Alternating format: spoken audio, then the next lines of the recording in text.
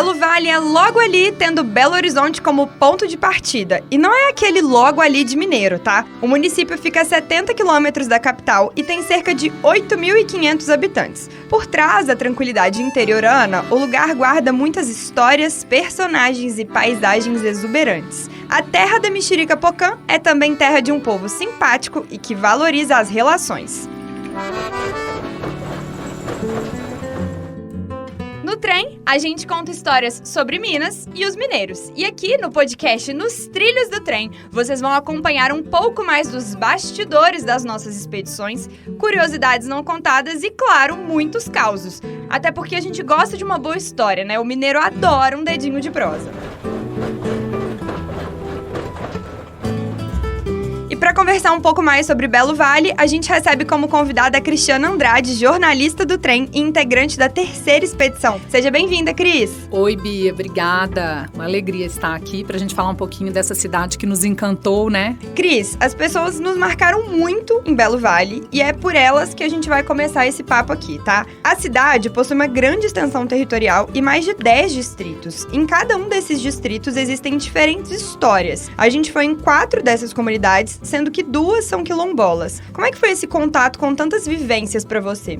Então, Belo Vale, apesar de estar muito próxima de BH, né, eu não conhecia Belo Vale. Também não.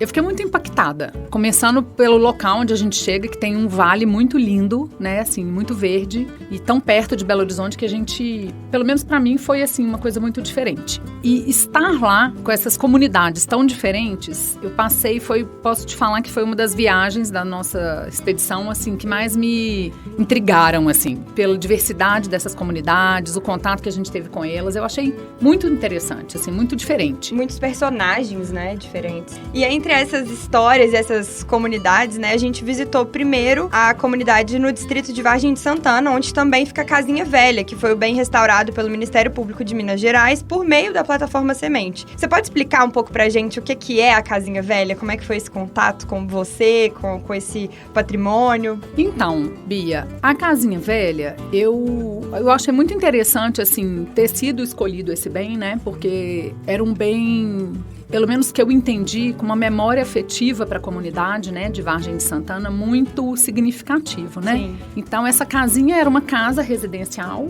onde morou uma família de um casal cuja esposa faleceu bem jovem, e o patriarca, que era seu Dário, ele se casou logo depois, ele teve 12 filhos com a primeira esposa. Então ele passou a vida dele ali, grande parte da vida dele nessa casa, que era também, ele transformou uma parte da casa numa venda. E essa venda foi um local de passagem, não só para tropeiros, mas para aquela comunidade que vivia ali. Então era um ponto de apoio nas festas da igreja, porque a igreja é logo em frente à casa. Era um ponto de apoio para os congados e era um ponto de apoio para quem transitava por ali, né, na zona rural de Belo Vale. Você imaginar que uma cidade do interior tem uma zona rural. Sim. Uma comunidade muito pequena. Então eu achei muito interessante essa casa, que não era um bem como uma igreja ou um museu, ela ser objeto de restauração por esse projeto do Ministério Público, a plataforma Semente, porque tinha uma relação muito importante com a comunidade que ali vive, né, e viveu. Então, eu achei muito legal, assim.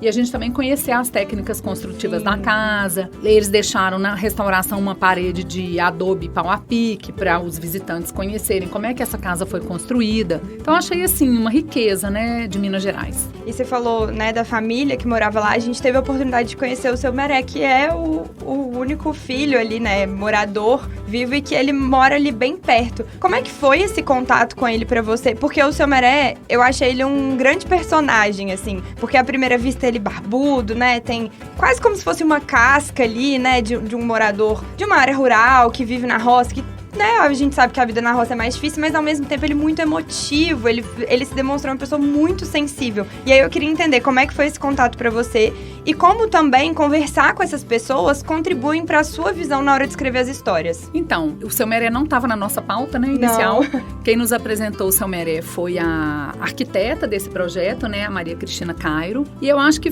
foi uma alegria, assim, pra nossa equipe, né, poder conhecê-lo, ele contar um pouquinho da vida dele ali. Ele está assentado, digamos assim, né? Realocado numa nova casa. Mas você vê a simplicidade dele. Foram 2 palavras que você usou e foram as palavras que eu anotei que me marcaram nele. A simplicidade e a emoção dele nos contar parte da história que ele viveu ali com os irmãos dele. Ele ficou muito emotivo quando ele contou que ele tinha perdido a mãe aos 3 ou 4 anos de idade, se não me falha a memória. E eu achei muito lindo, assim, poder conversar com ele, porque é uma pessoa que provavelmente contribuiu muito nessa obra de restauração da casinha velha, com as histórias dele, com as lembranças, e ele poder também, a gente poder ter esse contato com ele, eu acho que sempre enriquece a reportagem, o documentário, porque é um pedaço da história que está viva ainda, né? Ele nos contou que ele tem 69 anos de idade e ele morou 65 anos na casa. Então, eu acho que para nós, assim, para mim também, foi muito importante ter esse contato com ele, a fala dele, para ser mais uma peça desse grande documentário que a gente está fazendo, né? E também que o nosso projeto o Trem traz, né? Que é de não só retratar os bens restaurados, mas também contar a história dos mineiros, né? Sim, de pelo quem olhar, dá alma, e né? pelo olhar dos próprios Exato. mineiros que participaram dessa história. Então, achei que foi muito rico. Exato. E você falou da relação, principalmente por ser um bem que tem um valor afetivo muito grande para a comunidade, a gente teve a oportunidade de conversar com a dona Valdelina e com as filhas, Ana Cláudia e Luciana, que elas falaram muito também da relação delas com a casa e também da relação da casa com o Congado. O antigo dono dessa casa, acho que ele foi rei do Congado, da Nossa Senhora do Rosário. Seu Décio Vieira foi rei. E aqui essa casinha, ela serviu de quartel, para onde trazia os pessoal para poder fazer almoço, para as guardas almoçarem, uns anos aí atrás. Aí eles compraram a casinha e doaram, né? A associação está usando, eu acho que foi até por conta que já foi, os antepassados da casinha já participavam do Congado e tudo, por isso passou pro Congado. A Vargem de Santana está no processo de ter o reconhecimento, né, como quilombola, mas em Belo Vale existem 2 quilombos já reconhecidos, que é Boa Morte e Chacrinha dos Pretos. O surgimento de cada um deles e a forma de vida hoje são bem distintos, né, Cris? Como é que foi para você conhecer um pouco mais de cada uma dessas histórias? Olha, Bia, eu achei muito interessante, porque em toda a minha trajetória de jornalista, eu nunca tinha estado num quilombo. Então, para mim foi muito relevante, né? Conhecer um território quilombola, na verdade 2, né? E o que me intrigou também, que são comunidades muito diferentes, Sim. né? A gente esteve primeiro na Chacrinha dos Pretos, com a líder comunitária Tuquinha, que nos mostrou um pouco da história da Chacrinha dos Pretos, onde existe uma ruína do que era uma fazenda na época, lá em Belo Vale. Mostrou um pouco do dia a dia, a gente passou uma parte, né, do dia com ela, achei muito legal. Agora, a gente percebe que os quilombos ainda têm, mesmo sendo reconhecidos, né, pela Fundação Palmares, que é uma instituição nacional, eles têm muitos conflitos ainda, né? Porque lá foi uma região que teve muito sitiante, então tem pessoas que não são quilombolas, que moram no mesmo território. É um território pequeno, porque o Chacrinha dos Pretos está dividido entre a linha do trem e o rio. Sim. Bem ali no meio, bem né? no meio. É um território, em termos de extensão, pequeno, né? Mas eu achei interessantíssimo. E lá na Boa Morte, me pareceu, assim, também muito interessante, né? A gente teve contato com o seu Pelé, que é um remanescente, né, de quilombo, mora lá com a família, contou várias histórias pra gente. Então, achei, assim, muito rico também. No Chacrinha dos Pretos, eles possuem uma escola quilombola e a gente pôde acompanhar um pouco dessa alfabetização quilombola, né, da importância disso na educação das crianças. Qual que é a diferença para uma escola quilombola e uma escola comum? Comum? A diferença é que, assim, o conteúdo é o mesmo, né? Mas só que aqui a gente acrescenta a história da nossa comunidade para as crianças, né? A gente acrescenta em artes, em história, né? Aí a gente vai e acrescenta. Você falou que tem um alfabeto? Nós temos o alfabeto quilombola, né? As meninas já conheceram o alfabeto quilombola esse ano. Assim, foi diferente, né? Aí, assim, eu deixo ele exposto, né? Aí eles têm sempre a curiosidade para estar perguntando, né? O desenho da letrinha, né? Aí eu explico para eles, né? O porquê daquele desenho, né? E aí são elementos do quilombo. Do quilombo, isso, que representa o quilombo. Entendi. Cris, eu queria que você contasse um pouco sobre esse momento ali que a gente teve na escola, como é que foi, o que chamou sua atenção como jornalista, né? Tem ali uma relação direta com as palavras, com a leitura, e a gente pode acompanhar um pouco dessa alfabetização. Então, me chamou a atenção um número pequeno de crianças, né, que é atendido nessa escola. São 6 crianças.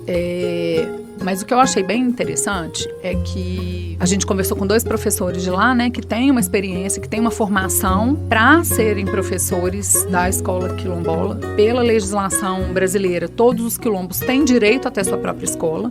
Por quê? Eles seguem a grade curricular nacional, né, normal, mas eles têm que incluir temáticas quilombolas no dia a dia das crianças. Então, eu achei isso muito bacana, né? E a gente conseguiu ver lá nas salas de aula, nas paredes, várias referências do quilombo. A gente viu que eles, quando vão ensinar para as crianças a alfabetização, né, no processo de alfabetização, eles usam palavras que têm a ver com o universo quilombola, das plantas que eles usam, da culinária, das referências religiosas. Então, eu achei muito bacana, assim, a gente poder estar naquele momento, né? Era um momento que as aulas estavam ocorrendo, né? Então as crianças estavam lá. E você até cozinhou no quilombo, né, Cris? Fala um pouco mais pra gente sobre esse momento e também sobre essa culinária quilombola, né? Você já conhecia as punks, que são as plantas alimentícias não convencionais? Já tinha tido a oportunidade ali de comer, de cozinhar alguma delas? Como é que foi isso?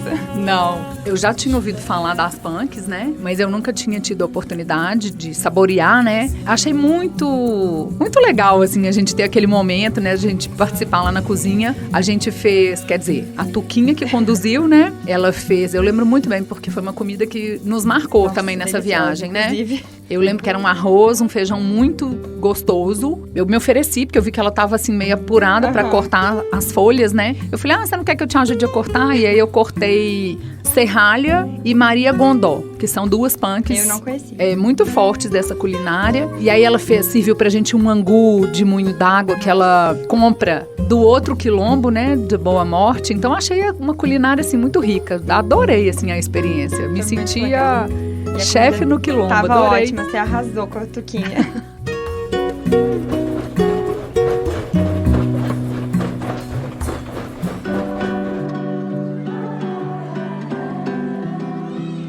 Agora, já pro Quilombo da Boa Morte, a gente teve, como você já disse, a entrevista com o seu Pelé, que é um dos moradores mais antigos da comunidade, junto com as filhas dele. E aí eu queria saber um pouco mais de você, enquanto jornalista, como que é, né, a importância da preservação dessa memória coletiva, assim, e durante as conversas, como você vai estruturando na sua cabeça os conteúdos, ou se você não estrutura e faz tudo depois.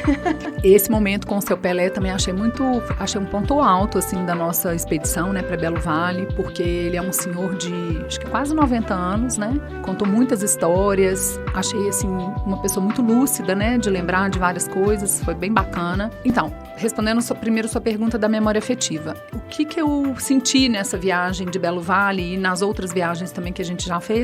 As pessoas mais velhas estão indo embora, né? Pela lei natural da vida. E eu não vejo essa oralidade, né? A importância dessa oralidade, das histórias, dos registros, da memória sendo passados, né, para outras gerações. Isso é uma questão que me preocupa um pouco do ponto de vista da nossa própria história, né? Então, eu acho que nosso papel como jornalista tem essa importância também de deixar registrado tudo isso que a gente vai lá ver e conta para o nosso leitor. Então, acho que tem essa relevância. E eu, atualmente, né, depois de muitos anos na profissão, não estruturo nada. Então, antigamente eu fazia muitas perguntas. Mas você anota tudo. Eu anoto tudo, eu gravo no celular, eu anoto como um fio condutor na minha caderneta para eu lembrar das histórias. Mas eu nunca fui de gravar. Então, na maioria das vezes, quando eu escrevo da minha lembrança. E aí vou no meu caderninho para rever, né, o que a pessoa falou. Então, hoje eu tendo a deixar a pessoa falar mais as histórias, a contar. E depois eu faço uma pergunta ou outra, algumas perguntas básicas, né, que a gente pergunta mesmo. Mas eu prefiro deixar a pessoa contar a história, porque eu acho que dali saem histórias muito melhores do que se a gente ficar com um roteiro de perguntas, né? Ainda sobre os quilombos, a gente teve uma conversa muito interessante com a Graziele Ribeiro, secretária de Cultura e Turismo de Belo Vale, no Museu dos Escravos, e ela explicou sobre os quilombos de existência e os quilombos de resistência. Eles palmares, mas porém já não eram configurados como resistência, entendi. Então tem o quilombo quilombo de resistência e o de existência. O de existência é após. Isso, o de existência foi quando já não tinha mais esse processo de capitalização. Eu vou capturar esse escravizado, vou trazer para minha terra de volta. Então era, por exemplo, a Chacrinha Boa Morte hoje. Eles já tinham aquele espaço, não era um lugar escondido, era um lugar mais fácil de acesso. Porém, ainda era um quilombo porque era colocado os negros. Mas aí você tem uma nomenclatura muito errada em relação ao quilombo. Ele acha que é só os negros que ficavam no quilombo, mas não. Nessa época aqui eram brancos, os indígenas que já não tinham mais espaço, os brancos que tinham uma mancha na perna. Eu já não tenho mais condições financeiras para o quilombo. Então tudo que era ruim, eles acreditavam que tinha que ir para o quilombo. Em Belo Vale fica também a Fazenda Boa Esperança, que atualmente está fechada para visitação e possui uma relevância enorme para a história de Minas. O local pertenceu a Barão de Paraupeba e acredita-se que ele chegou a ter cerca de 1.000 escravizados. O IEF autorizou nós sair da fazenda e fomos guiados por Célia Corsino, curadora do trem. Cris, a gente foi pra expedição ainda meio na expectativa, né, de saber se a gente ia conseguir ou não visitar a fazenda, e que bom que deu certo, né? Como é que foi essa experiência? Nossa, eu não tinha ideia que aqui tão próximo a Belo Horizonte a gente tivesse uma fazenda do século XVIII, tão preservada, né? Até acho que 1 ou 2 anos atrás funcionou como...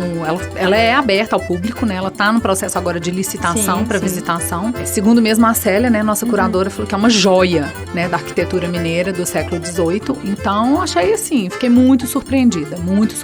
Uma casa muito grande. A gente conseguiu entender como é que essa casa funcionava com esses 1.000 escravizados, né? Então, é uma casa enorme, com uma arquitetura muito típica de fazendas mineiras. Sim. E aí tem uma influência árabe de umas treliças que são chamadas na arquitetura de muxarabis, que eu também achei muito curioso, porque eu não sabia da história dessa treliça, né? Sim. Que era para as pessoas da casa verem o que estava acontecendo fora da fazenda, mas as pessoas de fora não conseguiam ver quem estava dentro da casa. Dizem também que a gente ouviu essa história, né? Que eram moças recatadas que moravam na fazenda e não podiam ser vistas pelos homens. Eu acho que tem essa história também.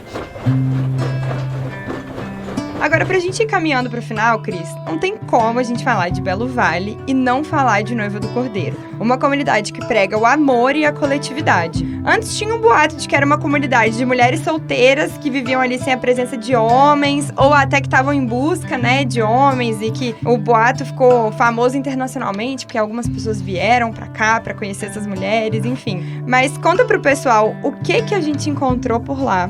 E quais foram as suas impressões sobre a comunidade? Que foi intenso, né? Nossa, então, a gente encontrou, assim, um cenário de união, de coletividade, de uma organização ímpar. Eu fiquei muito impressionada. É quase utópico, né?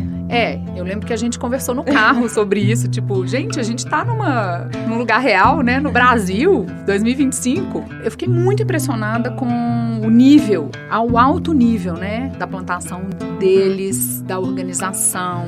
A gente foi convidado para tomar um café quando a gente chegou, depois a gente almoçou. Tudo muito organizado, uma cozinha muito organizada, com cada pessoa na sua tarefa. E o que elas nos contaram, né, as fontes, né, as pessoas que deram entrevista, não sei se você se recorda, naturalmente cada pessoa tomou um lugar de liderança nas tarefas da comunidade Noiva do Cordeiro, né? Então achei isso muito interessante, assim, esse respeito também pela liderança nata de cada um, né? Um para cuidar do teatro, um para ser liderança dessa parte do cultivo, né? Das hortaliças, das frutas, dos legumes. Eu achei muito interessante. Então eu resumiria assim, organização, união, coletividade, né? Uma sociedade que deu certo. Foi o que te marcou? Foi o que me marcou. Realmente um lugar muito diferente, muito especial, né? Que a gente ficou assim, gente, mas como que isso acontece? Como que funciona? E a gente vê que é um amor muito genuíno, né? Que eles têm uns pelos outros e pela organização de vida, pela matriarca, que é a dona Adelina. Foi realmente uma experiência muito interessante. E na hora que a gente tava indo embora, eles cantaram uma musiquinha pra gente, você lembra? Encontro especial pra nossa vida. Pode até ir embora, mas não sai da nossa vida. De nós só leve o amor, este nunca vai ter fim. A nossa felicidade é ter seu amor assim. Tchau, tchau, tchau, amor. Vai embora, mas me leve no pensamento.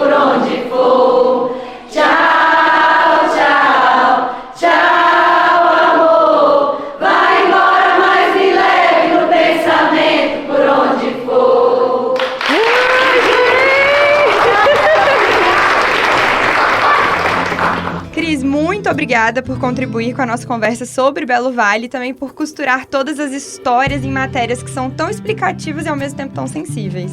Eu que agradeço participar, né? A gente já tá juntos aí, já tem uns meses, né? Nessas expedições. Foi uma alegria estar aqui e falar um pouquinho de Belo Vale. A alegria foi toda nossa. E esse foi mais um episódio contando um pouco dos bastidores das nossas expedições, das curiosidades e dos causos.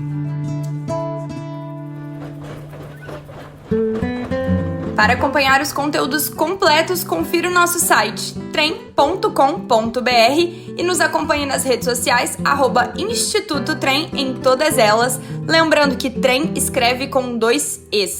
Dê 5 estrelas para esse episódio e fique ligado porque vem muito mais pela frente. Até o próximo! O Instituto Trem tem apoio da plataforma Semente, Kaoma e do Ministério Público de Minas Gerais.